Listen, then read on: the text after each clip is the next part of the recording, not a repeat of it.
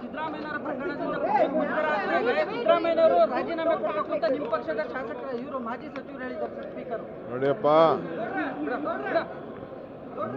ನಾನು ಕರ್ನಾಟಕ ರಾಜ್ಯದ ಕಾಂಗ್ರೆಸ್ ಪಕ್ಷದ ಅಧ್ಯಕ್ಷ ತಾನೇ.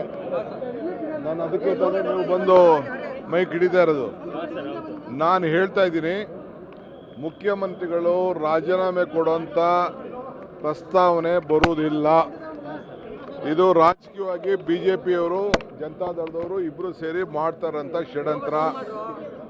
ನಮ್ಮ 5 ಗ್ಯಾರಂಟಿಗಳನ್ನು ನಾವೇನು ಕೊಟ್ಟಿದ್ದೀವಿ, ಆ ಗ್ಯಾರಂಟಿಗಳ ಬೆಳವಣಿಗೆ ಜನರಿಗೆ ಏನು ತಲುಪ್ತಾ ಇದೆ ಅದನ್ನು ತಡ್ಕೊಳಕ್ ಆಗ್ತಾ ಇಲ್ಲ.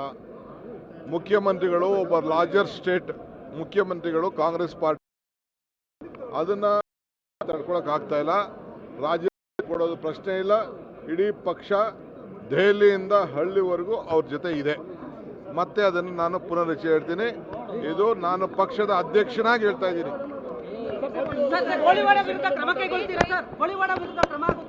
ಮೋದಿಯವರು ಏನು ಚುನಾವಣಾ ಪ್ರಚಾರಕ್ಕೆ ಉಪಯೋಗಿಸ್ಕೊಳ್ತಾ ಇದ್ದಾರೆ, ಬಳಸ್ಕೊಳ್ತಾ ಇದ್ದಾರೆ, ಅವ್ರು ರಾಜಕಾರಣ ಮಾಡ್ತಾ ಇದ್ದಾರೆ ಹೊರತು ಈಗ ಅವ್ರು ಮತ್ತೆ ಅವರ ಮಂತ್ರಿಗಳೆಲ್ಲ ಮೇಲೆಲ್ಲ ಕೇಸ್ಗಳು ರಿಜಿಸ್ಟ್ರೇಷನ್ ಎಲ್ಲ ಎನ್ಕ್ವೈರಿ ನಡೀತಾ ಇದೆಯಲ್ಲ, ಯಾಕೆ ಅವ್ರನ್ನೆಲ್ಲ ಇಟ್ಕೊಂಡಿದ್ದಾರೆ? ಫಸ್ಟ್ ಅವ್ರನ್ನೆಲ್ಲ ಡ್ರಾಪ್ ಮಾಡ್ಬಿಟ್ಟು ಆಮೇಲೆ ಮಾತಾಡೋಣ.